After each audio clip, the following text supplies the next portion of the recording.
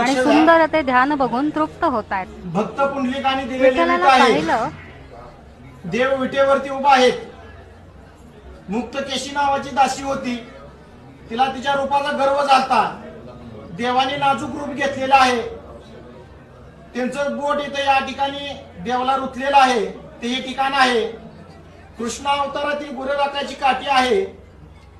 पितांबराचा सोगा आहे. वासनी वेलाचा करदूड आहे.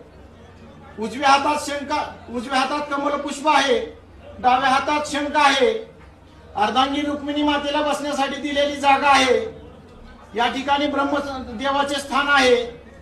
भृगु ऋषींनी मारलेली लात आहे. कौस्तुभ मणी आहे. मकर कुंडल आहेत. शिवाकार मस्तक आहे. कुंडली